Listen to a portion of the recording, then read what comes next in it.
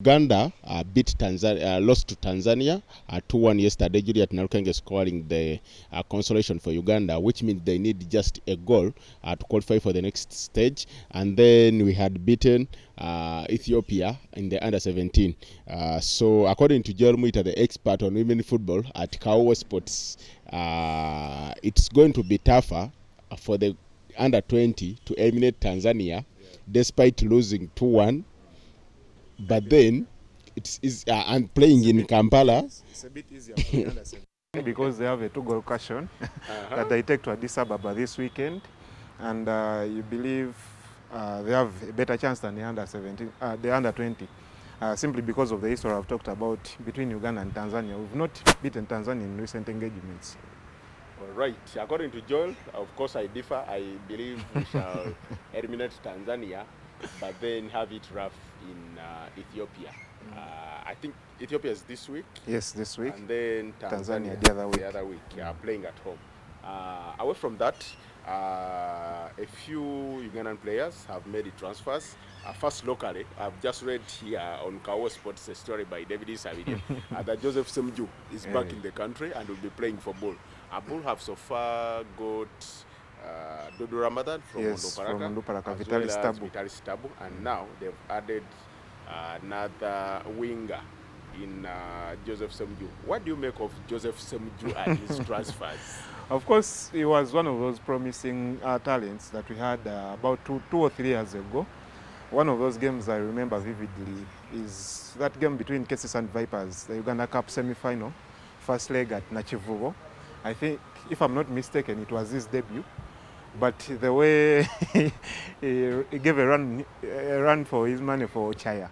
It was then Okota as well. Yes, it was all over the place. But I think between then and now, he's gotten a little bit of distractions, I think, off the pitch. And he hasn't really gotten somewhere to settle because he's played for a couple of teams, including Proline and Express, plus Villa as well, just in under three years. And he's now moved to Bull. So not so much of something to read into his move to Bull, but I think he will be one of those players that maybe they can boost for the big squad they could have, because I'm also told they're in negotiations to take Eddie Kapampa from Maroons on loan and Ronaldo Rombi as well. So they could beef up their team very well, because but then, they already have a big squad, in my opinion, because Jofra Cole playing there, and then sometimes this captain, former at Jimmy Kulaba, and then add Ronaldo Rombi. At right back they already have then Sokot, and then they're adding Eddie Kapampa. Of course, Kapampa has not had it so well ever since under Douglas Bamoyana. But that's not the biggest transfer. Boban Zirintusa has been out of the country for so long. Then he returns. This is his first season in many years in Uganda. And according to stories, he's joined the Motibwa Sugar. What do you make of that? Is it a wise move for him at this period of time? Personally, I thought he would complete the season in Uganda, whereas he has had some good performances for Busoga United. And you could probably think he's their best player this season. Yeah, because he's their top scorer with about 7 goals and a couple of assists. So you believe he would have completed this season here and maybe get a better team to go to. But of course, Ugandan players not so much guided. So every time they get somebody coming for them, they make the decision so quick. So I believe not the best move he would make. But like you talked about money, maybe that they came with the money, and we all know Busoga United don't have the money to keep you around, so probably went for the money. And then Joel Madondo unveiled that Wydad Athletic Club, famously known as Raja Casablanca. Wydad Casablanca, where I'm meant to understand that Coach Disabre, Sebastian Louis, will be unveiled tomorrow. Of course, it's unofficial that is already their coach, but according to reliable sources, he's going to be unveiled tomorrow. What do you make of this move? And do you think, do you see Joel Madondo lasting the 3.5 years at the club? Actually, Sebastian Disabre is returning for the second stint. Of course, we've had a couple of players move to North Africa, but not so many have had the performances in there. You could talk about Jackson Mayanja while he was at El Masri, then Geoffrey Massa, still in Egypt. Yeah, El Masri still. Yes, but the rest of the other players that have moved to North Africa, they haven't had quite a performance. Of course, did not last at Etoile Sahel is same as the player who was at Vipers, who moved to S Vita, Yunus Sentamu, also didn't have Sfaxien. We have a couple of players in Egypt right now, but not so many are playing, apart from, I think, Tadeo Luanga. They play, but of course their stats are not so because good. We have attackers in Lumala, Abdu at Pyramids, Emokwe at Alexander Itihad, Alan Chambade at Elguna, but they don't. Those forwards or attackers have not scored more than 3 goals in total. Because I know he has 1, and then Chambade has none. I don't remember Lumala scoring, but of course a few assists there. But like I said, this is a question that I need a yes or no with a little explanation. You said that one him because lasting 3.5 years at the club. Whereas he's a central striker, and it's one of the positions why that I've tried to beef, because they only had one player in that place. I'm forgetting the name of the player. And they wanted to beef up, but of course you would clearly see this is a move sanctioned by Disabri. But how much does Disabri know about Joel Madondo to be sincere? Of course he had him in the Namtima tours around, but I don't think this was the best choice for him, because initially reports indicated they wanted Fad Bayo before Joel Madondo, but I think Vipers stood their ground and said the player is remaining with them. Actually, I've been asked a few questions by a journalist from Morocco. One did ask me, who is better between Madondo and Fadi Bayo? Of course, I gave an honest opinion, which I will not mention here. Why? For matters of security. And personally, I think both players need more finishing, because... Who is better? That's the question. You want to answer? I want answers. I'm meant to understand that Vipers turned down an offer of $120,000 from Wydad, because according to their patron, the big boss, Dr. Lawrence Mulindwa, they want to win the championship at whatever cost. Yes. They couldn't lose their top scorer at this moment. Talking about the choices, SC Paradu, of all teams, signs the wonder kid, Alan Okero, and then Mustafa Chiza, unfortunately, will not be moving this window, unless otherwise, of course, it's still open. His transfer to Hassan Agadil, a side that is struggling in the league, because they are, is it third or second from the bottom? Yes. But of course, they are doing well in the CAF Competition Cup. Let's talk about Chiza first. Let's add the two. Okera and Chiza have grown up together at KCCA. Now one is leaving, another one is staying. Before we even talk about the transfer of Okero, what impact do you think this will have on Mustafa Chiza as a player? Just like we saw Farouk Mia and Kezironi Chizito. Yes, of course, you believe it's the right moment for these two players to move, and you believe him not moving would have an effect on him as a player, because personally I believe his heart is no longer at KCC. He had already decided to move. He has nothing to do now, unless otherwise. He had decided to move, and you think he won't give the same performance like he's had in a couple of games for them. Actually, one of their best performers, I think, in the last 1 year, because he's created a couple of goals and as well scored some. But of course, he has no choice for the moment, unless, like you say, something else happens. But he has to return and play for KCC. And I think this will be good for him if he makes the cut for the Chan team and plays with Uganda in the Chan. If he puts perhaps a better performance than he has had, and that's a good market for so many clubs to come for him. And you believe, even if Bissouma now playing for Brighton, played for Mali in Kigali, that's Chan 2016, Farouk Mia, Chan 2016, of course, and a few other players that have moved. But of course, AC Paradu. No Zurich in Switzerland, no Barcelona, no Ajax, no Mamelodi Sundowns, no Wydad, no Raja. AC Paradu. What do you make of that move by Alan Okello? Well, whereas not so many people would believe this, but I think this is the best move for Okello, because whereas we've been talking about all these teams, the Wydad Athletics, the Mamelodi Sundowns, the Ajax, the Zurich, I don't think Okello would make a cut to play for those teams. Probably would be sent into the underage teams for more development. Underage at his age. Like so many players we've seen live here. Farouk Mia was first sent to the underage team to the reserve team. Okay, when reserve, you say underage, yes. then that's cheating. Yes, to the reserve team. But I think Okello, this is a team that won't demand a lot for him because they're not contending for the championship. They're just an emerging force. Actually, 2 years ago, they were playing in the second tier, and they are now one of the clubs that are emerging in Algeria. And I was reading one of the reports.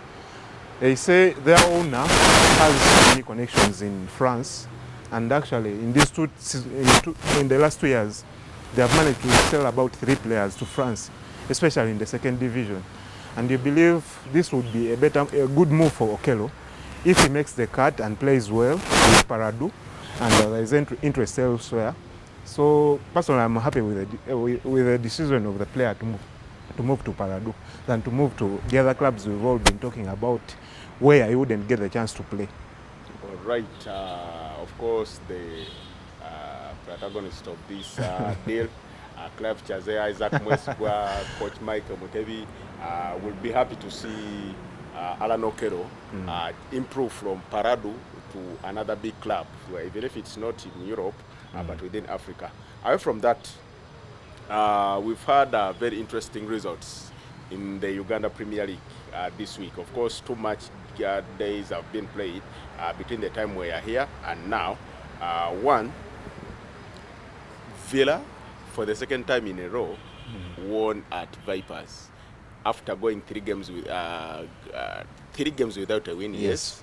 They go to Vipers, they win the game. Bashir Mutada scoring that goal. What do you make of the result? And is Vipers now developing a mental block that they can't beat Villa at Chitende? Personally, I want to give credit to Villa, because under the circumstances they went to Chitende, same as last season, because last season they were struggling, and they went there and won. Actually, in that game, some of the best performers in the last season's game, Ashraf Mandela and Pius Wanji, they are former players.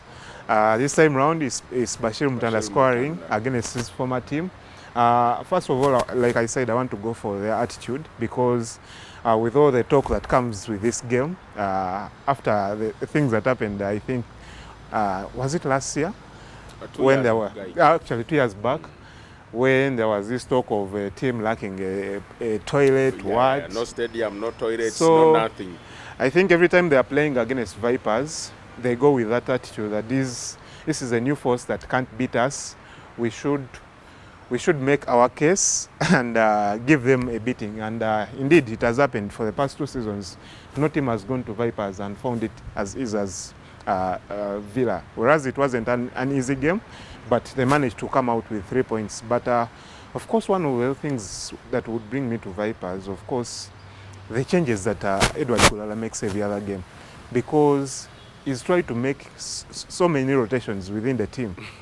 And you would wonder if he would get the same performance like he would want, because for the 3 games that are played in the second round, we've had 3 different players up front. Of course, Fadba and Muchures being the constant. But we've had a Tito Okello playing. We've had Dennis Mwemezi starting. Then this game, we had Alan Kaiwa starting. Why did Dennis Mwemezi start that game against? Yes, actually, after having a good performance against Proline. And with his faith, I thought he would give Derek Indairo a run for his money. And then away from that, what does that mean to Vipers' title chances after KCC beating Toro United 1-0 a few days after they had lost to Bright Stars 2-1? Personally, the gap is now 4 from 7 to 4. Yeah. I think Vipers will be champion without a doubt. This is just a matter of having a belief, but the chasing pack is too weak because I don't think KCC will last the run. Personally, I believe they don't have a good team at their disposal. Yes, a team that is comfortable enough to run, to give Vipers a run for their money. Because if you say KCC don't have a good team, yes, then what do you make of Express? That did lose 6-1. Of course, let's jump straight but to Express is not in the title race. I'm talking about the two teams that are contending for the title. Because whereas we've had Alan Okel and Chiza, still your team has been weak compared to your opponent, and I think they're even getting weaker by the day. So I believe Vipers have already won this title, unless if they want to bottle it like they're doing right now. But I believe they have everything in their hands to win this title.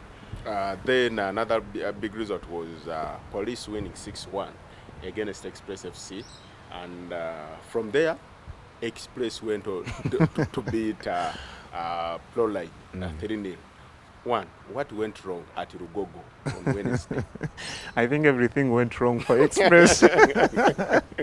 Of course, missing a couple of players. I think they missed Hassan Senyonjo, rather Frank Senyondo. Yes, he wasn't available for that game, but I think Express needed such a beating to wake up because whereas they have managed to get a couple of wins and I think points. They have 6 wins now. Yes, their performance on pitch is literally worrying for everyone, but the beating they got from Police was well deserved. Police did everything good on the day, and I think their resurgence, especially in the second round, has been evident. Of course, the burden of scoring has been on the shoulders of Beno Chen, especially in the first round. But you see that a couple of other players are coming in, exciting wingers. The one they got from Synergy, I'm forgetting the name. Pius Kagwa. And then you have a couple of players in the midfield. Chizito, there's Fadi Chizito, there's then Ruben Chimera was against Wachiso Giants. So that team looks good for now, and of course the player they got from Vipers in the centre back has given them a sort of shape. Henry Katongole at the back, and you believe this is good for Abdallah Mubiru. Of course, not yet away from the relegation fight, but I think 9 points in 3 games is a good one for them. By the way, away from just the 3 games, Police is unbeaten in 6 games 6 in the league. 4 wins and 2. Winning 5. Yes, they've actually 5. Drawn against Proline. That was at the end of and the first round. In those 6 games, they have scored 15 goals, conceding just 1. Conceding 2. 3, yeah, 3. Yeah, 3. Yeah. That's not known of Police, especially when it comes to the goals they've conceded. Yes. Because right now they have positive 1, and not even teams like Wachiso Express, Bright Stars have a positive in their goal difference. And then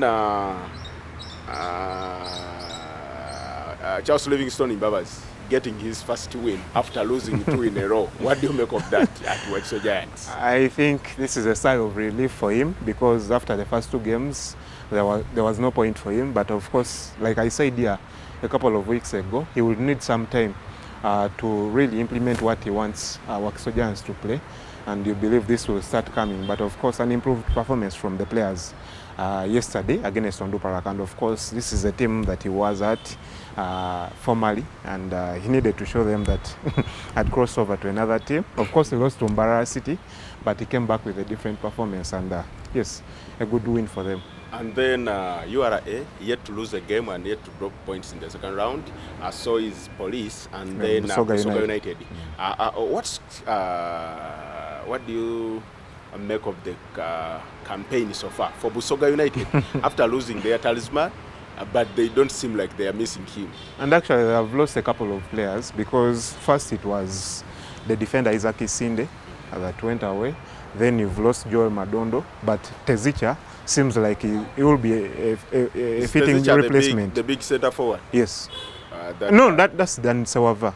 No, forget Sewava, the left-footed. But there is a big one, a kid, but of course very big. No, Tezicha is not that big, but he's... Who is the big one? There is a big one. I don't know about that. But like I was talking about Tezicha, a fitting replacement for Joel the one Madondo. That is skillful. Yes, that's Tezicha. Tezicha is big.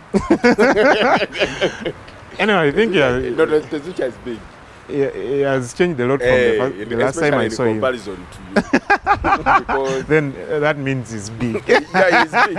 He's big. He's bigger than me. Eh, The last time I saw him, I remember they were playing against Police. But he looked big, but very skillful. Yes, an improved performance for them as well, Busoga United. Of course, a couple of changes. Whereas I talked about Isaac Isinde leaving, they have brought in a young player from the school side, Kenneth Semakula, very comfortable on the ball, yes, and I can also play in the midfield. But you also have Douglas Muganga shifting from the right back position to the centre back. Then Abbe Kotwa hasn't been playing, he's playing now on the right back. The ball headed. Yes. Then you have Ivan Wan playing well after moving from Maroons. I think he's now comfortable at Busoga United. So good from Busoga United, and of course credit to Abech Komeko Bogere, aka Capero. And then Assam Simba's side, of course, they were very disappointing in the first round of the league because we all thought they could give Vipers and KCCA some sleepless nights, but of course not starting well. This new year, new decade, 3 games, 3 wins. Yes, improved performance from URA, and the beauty about it is that Sam Simba has decided to play the strikers he has. He gives them some time because the first game against Villa in the second round, it was Daniel Isiagi and he played and scored. Then the last 2 games, Cromwell Rothomio has scored in both. And you'd believe that's where the challenge has been for them, especially in the last 2 years, in the last two seasons, because they have not had a decent striker in their team. And whereas they created a couple of chances, because you have Joachim Ojero on the other side, you have Shafiq Kajimi in the middle of the park. Yes, but often they have been missing those chances, and you believe if Cromwell has started scoring and they have Daniel Isiagi also scoring, they have a good chance, especially in, maybe if they keep the players around, they have a very big chance probably next season. And then we've talked about the top performers, but let's go to the surprises. Bull are yet to win again, all a point in the second round. What's not happening at the club? I expected this to happen because they had a surprising performance in the first round. Are you a prophet or a witch? And I think they reached a moment where they're very comfortable with the results they had got. But of course, this is the second round, which is, of course, demanding, given the fact that every team is fighting for different ambitions, whereas there are some those are fighting for the title, others are fighting for relegation. And if you see the teams that have lost to, you have Maroons fighting for relegation, you have Bright Stars fighting for relegation as well. So you expected such performances from them, but I think that this will give them a wake-up call and they will improve in the next few games. All right, that's all from the Uganda Premier League.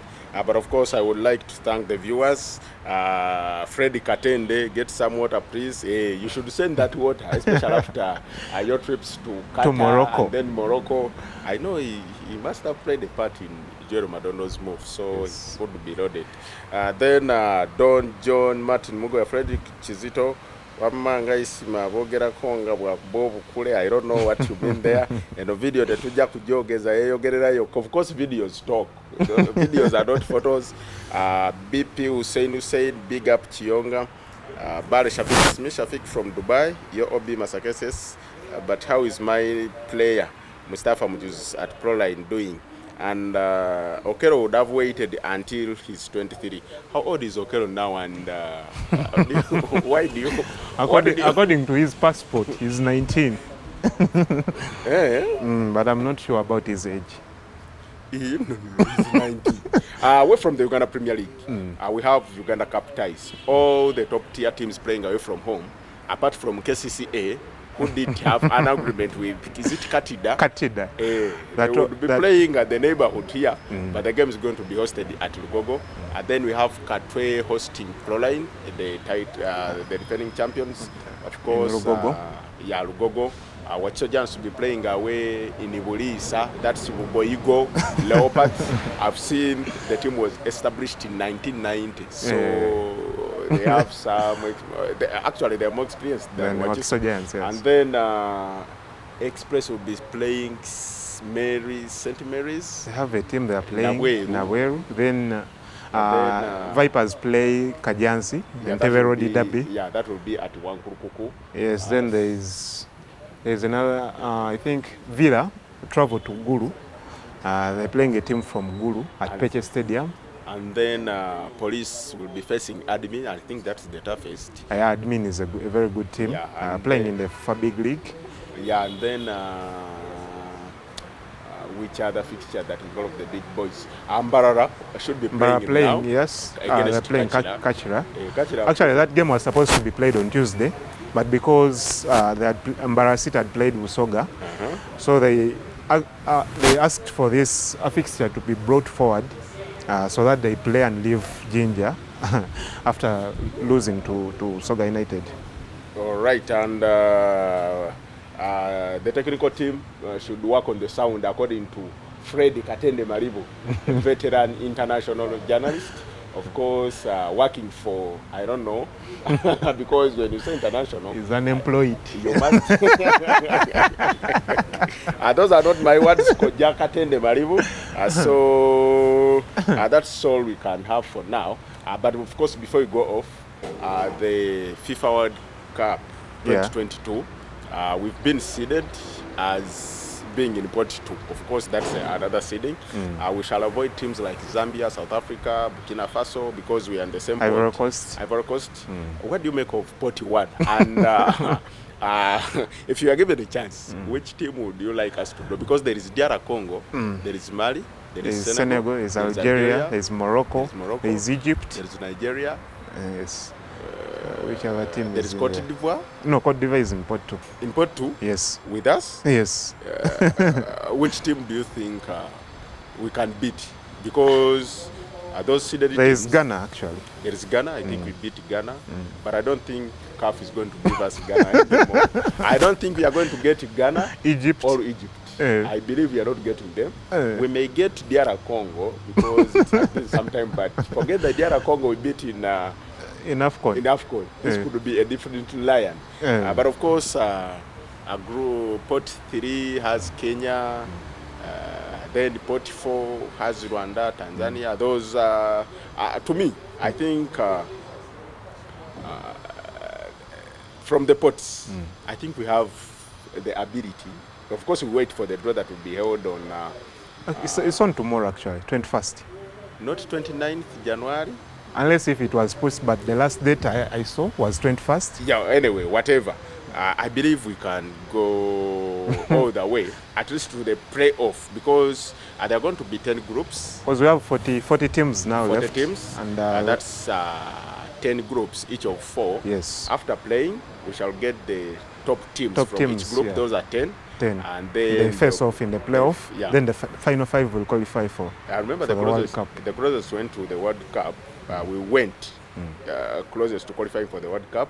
I was in 2014. 2014, yes. 2014, when we had to beat Senegal, or even draw, I remember, and then get into the playoff. Of course, God promised me getting the red card there, and Sadio Mane, a younger Sadio Mane, by the way, scoring against us, I think in the 83rd minute. I remember Roberto Donkara was the man in goal. We did fail, and then recently, 2018, we also had a chance. Because if we had... we're in the same team with same group with Egypt, Ghana, and I think, was it Congo? Congo Brazzaville. Yeah, Congo Brazzaville. Yes. We had done our homework very well, but we failed to beat Ghana here, and also lost to Egypt. In Egypt. So Alexandria. That's how we failed to qualify for the 2018 World Cup. For now, I would like to thank Joel and all the viewers out there. Chiboka Moses Sekanyo is very, very annoyed with you saying that KCCA does not have a good team. But the language you used here is very unprofessional, and it shows... Anyway, that's my opinion.